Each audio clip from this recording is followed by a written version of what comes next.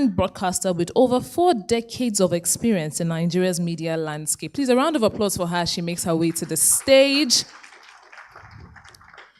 And we're also going to be having Victoria Ajayi. She's the GMD and CEO of TVC Communications. Engineer Shola Taylor. Celestine Achi, an AI educator and consultant. And Ula Jervinen, I think, if I got that correctly. Please forgive me if I didn't. Thank you. He is an AI strategist. So this conversation is going to be quite futuristic, Kabi. Yes. Please, another round of applause for them. This applause is not having the energy that we have for the day. Please, let's double up on that. Thank you very much. Okay, thank you very much. Like has been announced, my name is Amina Mohammed, and I welcome my speakers and panelists to this session of the program. Without much ado, I just want to again beg your indulgence. You can see the hush-hush that we are being faced with in terms of timing and duration. So it would be nice for us to just summarize some of the things we have to say. To start with, let's have, like the anchor said, we seem to have phobia for this AI. We have different interpretations. We have different things, the way it affects us. So I think for overview, let's even use 30 seconds to give a perspective as to what we really understand by AI. Well, artificial intelligence, shortened to AI. Before you start, just further introduce yourself again, briefly, and your designation, and let's have that perspective before we continue. Good afternoon, everyone. My name is Ola Järvinen. I come from a company called Go4 from Finland. Finland is one of the leaders in digitalization of society, and that's what takes me here to discuss the role of AI in several Nigerian conferences. I've been working with AI for about 15 years, and the last 2 years have been different than the previous 13 years. And to put it very short, the hype around AI is about generative AI, and effectively generative AI is a human simulator. It tries to do very efficiently what humans can do. Okay, good afternoon, everyone. Thank you so much for the invitation. Victoria Ajayi, the CEO of TVC Communications. I would talk or speak about AI from the perspective of a broadcaster. And for me, it's simply artificial intelligence being a system that simply computes or does computing activities faster than, and processing activities faster than humans. It's simply that. So we can do the same things artificial intelligence can do, it's just that it can do it 10x and sometimes 100x more faster than we can. Thank you. Thank you. My name is Shola Taylor, CEO of TED Consults. I was the immediate past Secretary General of the Commonwealth Telecommunications Organization, and I've traveled around the world, visiting about 89 countries, doing ICT. The two former speakers have talked about AI. For me, let me summarize it this way. Change is the only thing that's constant in life. What's AI doing? It's simply replacing our human process of thinking, how we take decisions. You see somebody, you've interacted with them for a while, you can almost predict them. But is that prediction correct? Is it subjective? So what we are doing basically is that we are just trying to simulate human processing, the way we think, and then put into an algorithm. So the big challenge is that are the algorithms correct? Are they biased? Are they reliable? And so on. That's what we're discussing. All right, sir, finally. Hello. Okay, my name is Archie Celestine. I'm an AI educator, AI innovator, and I'm also an AI enthusiast. And one thing I've found out about AI is I wrote a book called AI-Powered PR. And the reason for writing that book was because we were engaged by USAGM to train the media across Africa. And we found out something. In every city we go, by the time we move from Kumasi to Accra, AI evolves. Concepts evolves. Today we are talking about agent protocol. Today we are talking about MCP, model context protocol. It keeps evolving. And we said to ourselves, what is then the foundation? It says, if the foundation be destroyed, what can the righteous do? Okay. So AI keeps evolving. But two things that we need to note about AI is ravenous of data and is also ravenous of algorithm. Okay, we'll be dwelling much on that later on, but let me go to specifics, and I'm going to start with you. You're smiling at me now. You sit at top. A station that has adopted the AI. We see your jingle all the time with your newscasters. So, tell us the single biggest operational risk and the biggest competitive advantage that AI presents broadcasting network like TVC. Okay, I'll start with the Please help us competitive, summarize, yes, the positive one. For us, when we decided to do this, it wasn't just for the sake of doing it. First, we embarked on it to explore how we could use it in the industry. There's so much talking in the broadcast industry without doing. And we thought, how best could we use it in such a way that it is going to be used for public good? Because AI, to be honest, I said it yesterday during a panel, technology in general can be wielded for bad or good. It really depends in the hands of the person, yes, that's using it. And so our focus was, how do we use it for public good? And what exactly are we trying to achieve? And so when we sat down and we deliberated and we looked at it and we thought, reach, we wanted something that was for us in Nigeria, something that was for Africa. Artificial intelligence has to be used in our own context, not just importing it from wherever it's come from and then we just copy and run with it. And so we decided, you know what? A lot of people want news, and we've always generated news in English. And yes, NTA exists in the regional areas, but some people want to consume news from TVC because they're so used to it. We've been doing news for nearly 18 years going on now. And so we decided we will do this for the purpose of inclusion. Let's reach more people. Let's get our bulletins out to more people. And that's why we embarked on the 5 languages, Pidgin, Yoruba, Hausa, Igbo, and even in English. And so, it presented itself, the opportunity presented itself, and it was fast. The makeup, the women do not have to do their makeup before before the bulletins are read. Saves time, right? Exactly. So there's speed. There's the fact that we are including other people in the same bulletins that they weren't included in before. So those are some of the reasons that we embarked on it. Now, when you say risk, I believe the biggest risk there would be, there are various risks, but maybe I can just touch on 2 very quickly. One is deep fakes, because what we chose to do is closer to and brings on the risk of deep fakes, which already exists.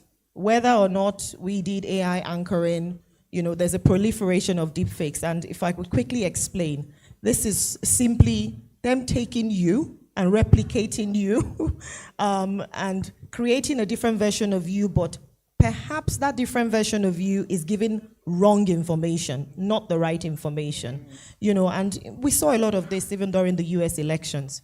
I'm sure some of you would have seen President Trump giving Kamala Harris a kiss or walking along the beach holding her, those types of things were deep fakes. So that is one of the risks that exists. Another risk, of course, is misinformation. So using that platform for misinformation. So there are many risks, but there are also ways to mitigate those risks. It should not deter us from using what is supposed to amplify and help public good. Okay, I'm still with you. You have actually preempted me from what I want to say next, deep fake. But the environment we are in Africa, it's like virtually, how do you build trust? How do you build trust? Particularly, you said yesterday, which we know, that you are first in breaking news, first in breaking authentic news. Absolutely. So it's You you know? reward accuracy over speed. Yeah. Now, trust is something I mentioned yesterday that once lost is very hard to gain. People need to understand that when we say we have AI anchors, these are simply AI avatars that read out scripts that have been generated from the newsroom. So the editorial rigor is still there. The editorial prowess of the newsroom is not taken away. The newsroom, in fact, maintains the responsibility of misinformation because it is what is generated from the newsroom that's simply fed to these AI avatars that's simply reading the news to you in the various languages, our own local languages. So AI isn't generating the news. It's not sourcing for the news anywhere. The newsroom maintains its editorial responsibility, and that's where ethical AI comes in to play. I'll just make a detour here. Is Nigeria or African communities, countries, are they really matured to be able to assimilate or accept this AI the way it is? Anybody on the... Okay, thank you. Maybe I take You are not African, but yeah, go ahead. exactly. I take a European perspective into Africa. I think that Africa can actually benefit the most from AI because the fact that there are a lot of people who are somehow underserved or underprivileged, and AI has the ability to bring the content, bring the information to them using those means that they have. It can be voice call, it can be strange language, it can be talk to an illiterate person, it can be generated videos, whatever it is. So I think Africa has the most to gain. Okay, so you... Thing there. Whilst Africa I hope you has won't the accuse most me of gain- gender insensitivity. So, Yeah, go on. we found out that in a lot of the artificial intelligence platforms that were available, one of the first challenges we faced was that our languages were not available. Okay. So there was no Yoruba, Igbo, Hausa, and there were over 150 languages available, Dutch, Spanish, everything, but African languages are not there. So you can't select Swahili and put your script in. It will not do it. You can't select. That was the first challenge we had. So we in Africa, if we're going to use artificial intelligence right, we need to develop our own language models. And we need to begin to train AI and ensure we have our own language models so that it works for us. It more or less contextualizes promoting it our for us. languages. Absolutely. And our culture. Yeah. Okay, so where does policy come in here? Because when NBC is the one organizing this program and regulations and all of that, how do we begin to differentiate to say, okay, this is AI, policy has been able to ascertain the use of AI, particularly when you talk of content production? You want to take that up? Yes, I think it's important that countries like ours should develop policy on the ethical aspects of AI. We have no choice, we need to embrace AI. And we are already embracing AI. Just about 2 months ago, I was invited to a River State competition of young people. And I was impressed by this 27-year-old who has developed or is developing algorithms in 3 Nigerian languages, promoting AI. Yeah, in AI. And he intends to do it for every single Nigerian language. There should be a policy that should promote such innovation. That's the point. Secondly, there should also be a policy to charge journalists in terms of their responsibility. Madam made a point about not using AI for news. Nothing wrong with that, Madam. What should be done is to place the responsibility of the authenticity of the news on the journalist. BBC, New York Times, they've done these things, they've established their own framework such that you can use AI to generate all kinds of information. At the end of the day, you, the journalist, must be responsible for whatever you take out. So that interaction between the machine and the humans does not really relieve us of our responsibility. Thank you. Thank you so much. Now, sir, I want you to, AI has come those days when we were in school, tertiary institutions, research was the main thing. Are we not being slavish now to this AI thing? Because where do you now start drawing the line between what we should use the human resource on and AI? Why I'm saying this, sometimes when we go for ARCON conferences, they say they don't even want to see AI content in our content. Do you understand? So how do we begin to draw the line to say, okay, we restrict this to human cerebral knowledge, and then AI can complement? Do you get the drift, sir? Yes, I get the drift. And the way I want to answer this is this. So going down the drift, one is this. One thing we should know is that the rise of AI, its adoption is unstoppable. Let's just get that straight. Totally unstoppable. Now, the future of AI itself is not in automation. The future of AI is actually augmentation. And there is no large language model that you see today that doesn't have a research model. But even in using those research models, there is still some creativity input that goes into it. Sure. Let me quickly give you an example. Recently, we concluded an AI training for kids and teens. Okay?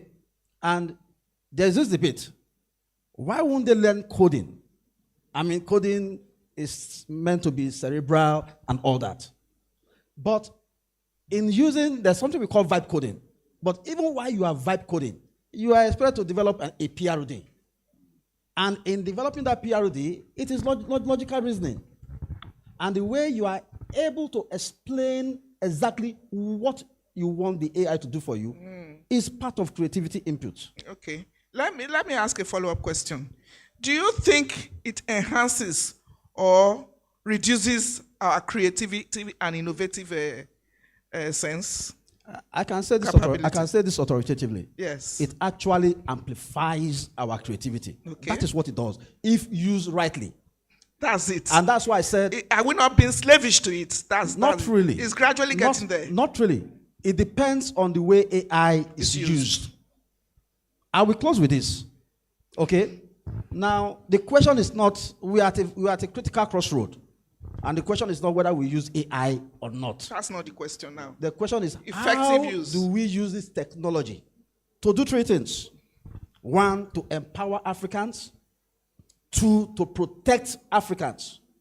And three, to ensure that they have that power in their hands to determine what AI can do. Thank you very much. You know, when conversations like this happen, or when you have a new thing, some who are not too conversant with technology will say, this is an imperialistic influence.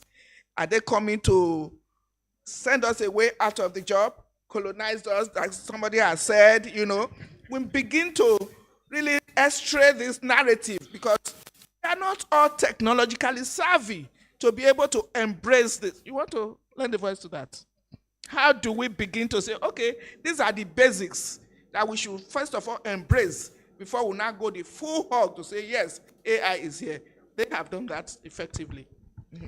That's a good perspective. And I think that the reason why people are fed up with AI discussions is that AI is just a computer program.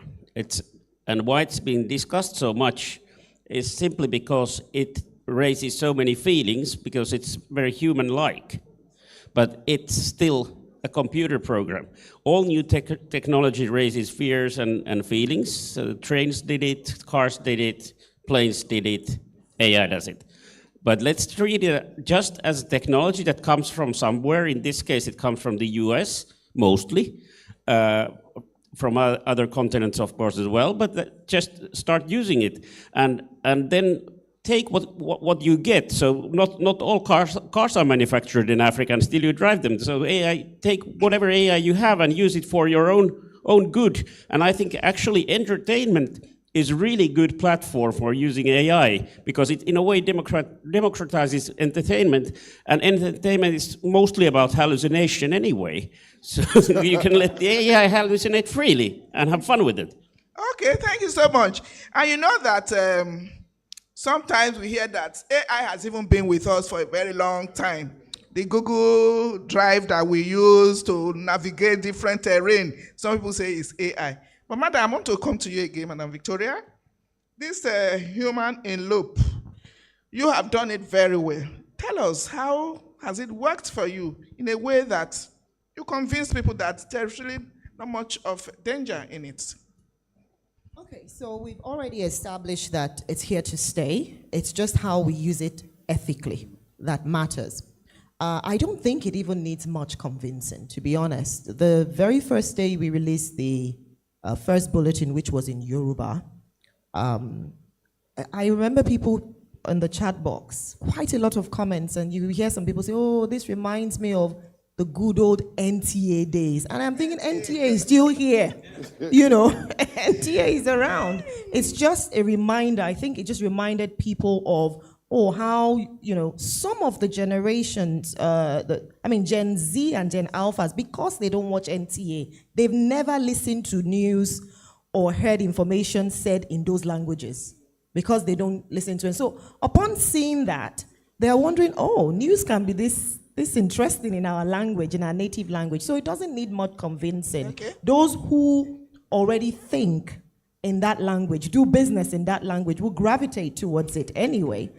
So it's there to amplify information. I don't think you need to convince anyone. Where we need to be very, very cautious, and I repeat, is the trust factor. Trust. It's the trust factor. So it's really about, I'm a finance person, so I use equations a lot. So I always tell the team, it's technology times transparency equals trust. So as long as you use the technology in a way that's transparent, evident to anyone using it that AI has been used in this process, then that trust will not be eroded. They can easily tell that you had AI help. You want to add a little to it? Yeah, just to comment on the ethics. Ethical use of technology is very important in all technologies, especially in healthcare, but in everything. And our experience is that actually assessing the ethics of AI is easier than assessing ethics of the use of other technologies, because AI is so human-like. So if AI does something that would be unethical for a human, that is unethical for the machine. Okay, thank you. Now let's look at the ownership of the intellectual property. Any of you can take it. You know, you create content, you say you must own it to be able to have the intellectual property ownership of that. When you are now complementing it with AI content, as it were, who owns the property? I think that's one of the areas that needs some further studies. Now, if you generate a document based on an AI already generated document, which also has some intellectual property rights, there must be some law somewhere, I'm not a lawyer, that will ensure that you recognize that intellectual property. So I think it's an area where policy making is quite important. More importantly for me is that this kind of forum should be addressing issues like what kind of policies should we have in Nigeria and countries like us. And I think one, gender sensitive. Two, culture. Every algorithm must take into account our environment. Even in Europe, they started, and the women started saying, no, we cannot accept this. This algorithm is thinking like men. We are women. That's not how we think. Come to Nigeria. It's a bit more complicated with different cultures and so on. The other day I went to Akwa Ibom and I was told there were 28 types of soup. I never knew that before. So we need to understand our environment. And when our younger people are developing algorithms, they need to be sensitive about the environment in which they are developing these things. Not just to copy something from Europe, there must be supervision. Even in news rooms, editors should be very, very, very careful about approving news items. How is it generated? Is there some level of supervision? Yes, sir. Yes, that's quite important. Yes, you took it off me, you know. The concern really, you know, I said it earlier. You know, people trust, this is new. How do we, because we are very, very homogeneous and we love our culture, how do we begin to adapt it? How do we begin to ensure that our culture will not be eroded with the introduction of AI? She mentioned it earlier. Maybe Brother, you want to give more insight Okay. into this? So To I build think- that, to further build the trust. So I think that is one of the things I think this workshop should that should be one of the outcome of this workshop, and I'll be proposing that the DG should set up what I call an African Broadcasters AI Charter, and I'll tell you why. We all know the story that happens with BATS and Anthropic. Okay, where Anthropic was sued for billions of dollars because their content was copyrighted and all that. Now, how about the 5 decades of content, African content, that has been used as data to train all these large language models? Today, thankfully, to the federal government, we have an atlas, our own locally developed large language model. Good enough. And it's stopped at Pidgin, Yoruba, Hausa, and Igbo. But of course, we know how many languages we have in Nigeria. Okay? So where I'm driving to in terms of my recommendation for the AI Charter is this. How do we, as regulators, protect African content creators? Those that have used our 5 decades of content, how will they compensate us? These are critical questions that this workshop needs to answer. Thank you. Thank you very much. Madam, you have been using AI in broadcasting, and you're also a finance person. So share with us, data form, how, the last question, how we are able to further ingrain into our culture, adapt it, and all of that. Has it worked for you? And again, when you talk of procurement, how have you fared in that regard? Okay, I think when we talk artificial intelligence, a lot of people think it's very expensive. I can tell you firsthand that it's not terribly expensive. I mean, not with what we have done. People think you have to invest lots and lots of money. Try your hands at it first. In fact, with generative AI we're all using, how many of us are actually paying for the ChatGPT version that you're using? How many? However, we had to pay for the version of the agentic AI platform we wanted to use because of your last question, data privacy.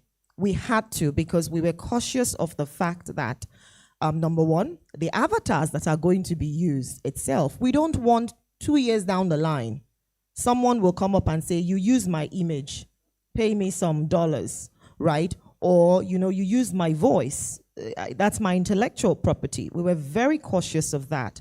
And so we decided we would not use anything off the shelf. We would use our own voices, our known faces, because, you know, that trust and credibility is something else we wanted to keep. So if you know our anchors, you see them, you see their AI versions as well.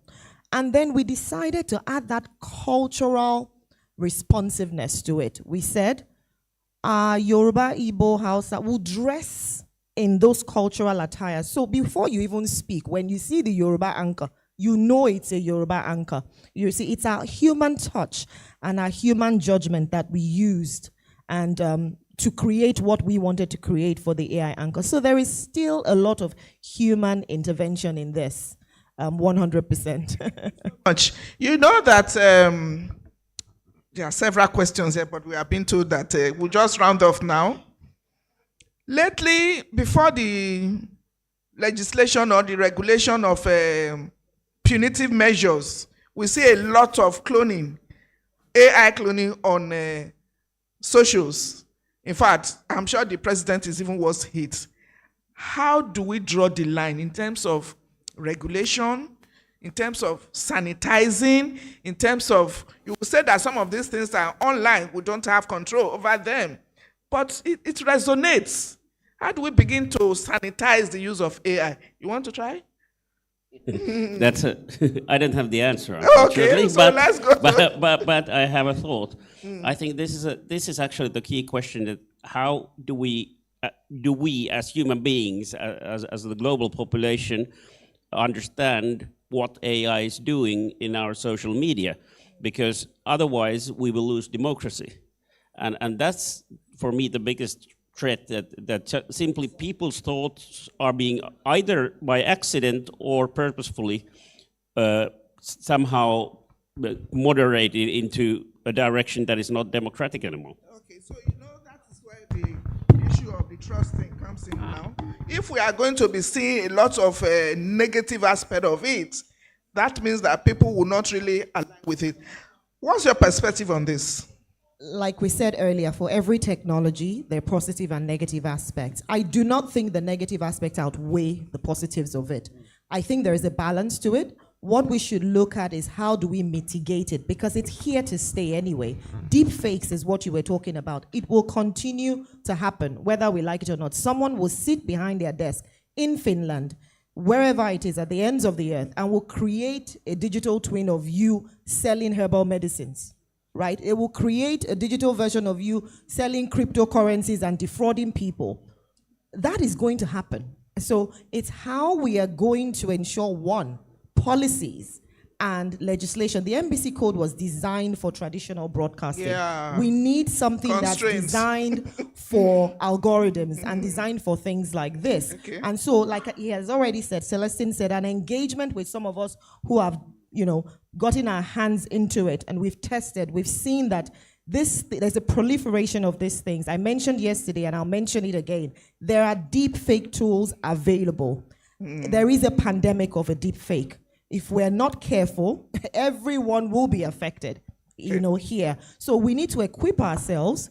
The NBC needs to equip itself. NTA needs to equip itself. All broadcasters need to equip themselves such that when content is spread and information or news breaks and you are not sure, you need to be able to use these deepfake tools to analyze, and it will quickly tell you. I've used a couple. It will analyze it very quickly and tell you this video is fake. It was done on so and so date.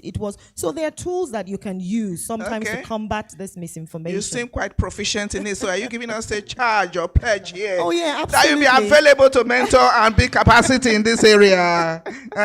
MBCTG, sure. I hope you have heard that. She's ready to mentor and build capacity for us so that we can sanitize the usage. Now, finally, sir, yes, I know. If you could only have one item on your AI governance checklist, what would it be and why? I think let's have a positive aspect. Let's look at AI from a positive perspective. Let's ensure that the regulator, policymaker are stressing the positive aspects. Okay. All the things you mentioned about sanitizing, don't worry too much about it. People will abuse you. You cannot avoid that. What's important is to implement the laws. Today, if you send a WhatsApp out, if that WhatsApp generates problem, you are responsible. Yes. So let's not deceive ourselves. There are enough rules around. Let's generate all the policies that will encourage us to have more AIs, so that I can be in my room and know when this conference is going to start without calling anybody, come and make my contribution, leave. So, Mr. DG, please, you still have some work to do. Everything is... what you said is quite interesting, but I don't think NBC alone should do it. It should be a more collaborative thing. A conversation for all. Charter involves other people, not just NBC. Same question, sir. Your final thoughts. So for me, I will speak from the angle of what I call the black box AI. And I think that is the greatest challenge for the media ecosystem, the black box AI. Every AI being used today, especially the most powerful ones, operate in what I call the black box. You don't know the algorithms. You don't know how they arrive at their decisions. And for media, like the MD said, trust is a currency. Okay, so when you have an AI that you don't know the algorithm, you don't know how it works, then where is the trust? So for me, the NBC should focus on what I tend to call explainable AI. Okay, and good. To round up, and I think this is very, very critical for every broadcaster. Okay, they should demand, there should be a call for explainable AI for any AI vendor developing AI systems. Today, every AI system is using our data, our algorithm in the black box. And as long as we cannot account for it, then it will continue to be a big headache for the media ecosystem. Thank you very much. I'm sure that's what informed me just in the area of procurement when I asked her. Any final words in 30 seconds? Okay, for me, I would say we need to ensure for whatever AI we're deploying, ethical responsibility is critical. And we must ensure that whatever data is being put through AI, we have to check, is it truthful? Is it transparent? And also, is it inclusive? For me, those three key anchors are important. And I'm sure, you know, we'll deploy AI in safe ways. And the broadcast industry will be better for it. Thank you very much. They have heard you. Final words, 30 seconds. Yeah, we have been told that time is up. Have any other thing to say, Councillor? Well, I would like to comment about the positive use of AI, because everything has negative sides, but if you use things just openly and focus on the positive and let people communicate freely about the positives and negatives, good things will come out of it. Thank you very much.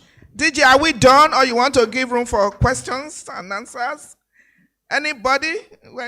No, there's no time. Okay. DJ, you want to lend a voice to this? No, it's your baby now. You just... Thank you very much. A round of applause for the panelists. Please let's give them a wonderful round of applause. Pictures.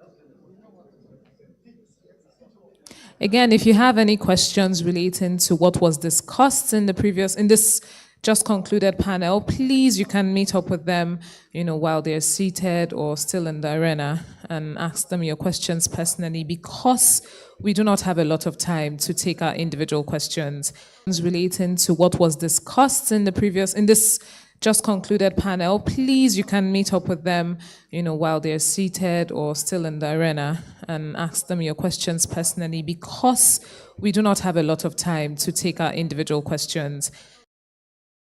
Go straight to the next presentation.